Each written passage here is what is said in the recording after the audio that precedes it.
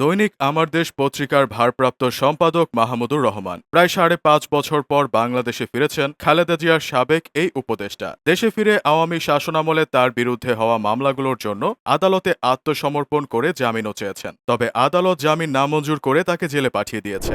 দেশের জনগণের একাংশ ঘটনাটির সমালোচনা করেছেন, কারণ আওয়ামী লীগ শাসনামলে অনেকের বিরুদ্ধে মামলা হয়েছিল। তেমনি মাহমুদুর রহমানের পক্ষে থাকা ব্যক্তিরাও তার বিরুদ্ধে হওয়া মামলাগুলোকে মিথ্যা মামলা হিসেবে অভিহিত করেছেন। এর মধ্যে একটি শেখ হাসিনার ছেলে সজীব ওয়াজেদ জয়কে চেষ্টার মামলা। বিএনপির সাথে মাহমুদুর রহমানের নামটি ভালোভাবেই জড়িয়ে আছে। বিএনপি ও জামায়াত জোট সরকার ২০০১ সালে ক্ষমতায় আসার পর মাহমুদুর রহমানকে বিনিয়োগ বোর্ডের নির্বাহী চেয়ারম্যানের দায়িত্ব দেওয়া হয়। এরপর ২০০৫ সালে তিনি তৎকালীন প্রধানমন্ত্রী খালেদা জিয়ার জ্বালানি বিষয়ক উপদেষ্টার দায়িত্ব পালন করেন। এর ৩ বছর পর ২০০৮ সালে তিনি বিএনপি নেতা মোসাদ্দেক আলীর মালিকানাধীন আমার দেশ পত্রিকার ব্যবস্থাপনার দায়িত্ব নেন। ওই সময় থেকে তিনি পত্রিকাটির ভারপ্রাপ্ত সম্পাদকের দায়িত্ব পালন করছেন। সাংবাদিকতার পাশাপাশি একজন ব্যবসায়ী হিসেবেও মাহমুদুর রহমান পরিচিত। আর্টিসান সিরামিক লিমিটেড নামক কোম্পানিটি তার হাতে প্রতিষ্ঠিত হয়েছিল। এটি ছিল দেশের প্রথম প্রযুক্তিগত সিরামিক কারখানা। যদিও ২০১৩ সালে তিনি আর্টিসান সিরামিক বিক্রি করে দেন। মাহমুদুর রহমান ১৯৫৩ সালের ৬ জুলাই কুমিল্লায় জন্মগ্রহণ করেন। তিনি দেশ বিদেশের একাধিক শিক্ষা প্রতিষ্ঠানে পড়াশোনা করেছেন। ১৯৭৭ সালে বাংলাদেশ প্রকৌশল বিশ্ববিদ্যালয় থেকে কেমিক্যাল ইঞ্জিনিয়ারিংয়ে অনার্স সম্পন্ন করেছিলেন। এরপর জাপানে প্রকৌশল বিষয়ে কাজ করার সময় ১৯৮৬ সালে জাপান থেকে সিরামিক ইঞ্জিনিয়ারিংয়ে ডিপ্লোমা অর্জন করেন। পরবর্তীতে তিনি ১৯৮৮ সালে ঢাকা বিশ্ববিদ্যালয়ের ব্যবসায় প্রশাসন ইনস্টিটিউট থেকে ব্যবসা প্রশাসনের ওপর এমবিএ করেন। ব্রিটেনের একটি গ্যাস কোম্পানিতে অপারেশন ইঞ্জিনিয়ার হিসেবে কাজ করার মাধ্যমে মাহমুদুর রহমানের কর্মজীবন শুরু হয়।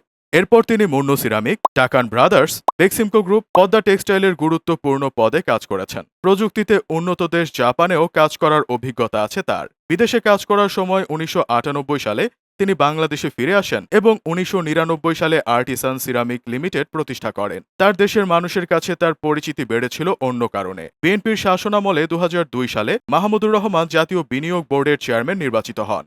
তিনি বাংলাদেশে বিদেশি বিনিয়োগ বাড়াতে বিশেষ একটি থিওরি প্রচলন করেছিলেন। সেই থিওরির মাধ্যমে বিভিন্ন গুরুত্বপূর্ণ প্রকল্পে তিনি বিদেশি বিনিয়োগ আনতে সক্ষম হয়েছিলেন। ২০০২ থেকে ২০০৩ সালে বাংলাদেশের বিদেশি বিনিয়োগ ৫২ মিলিয়ন মার্কিন ডলার থেকে ১২১ মিলিয়ন মার্কিন ডলারে বৃদ্ধি পায়, যা ছিল দক্ষিণ এশিয়ার মধ্যে সর্বোচ্চ।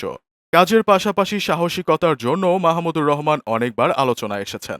২০০৪ সালের ২১ আগস্ট তৎকালীন বিরোধী দল আওয়ামী লীগের সমাবেশে অনেকেই প্রাণ হারায় এবং ৩ শতাধিক আহত হয়। ঘটনার প্রতিবাদে সে সময় দেশে লাগাতার হরতাল কর্মসূচি পালিত হয়েছিল।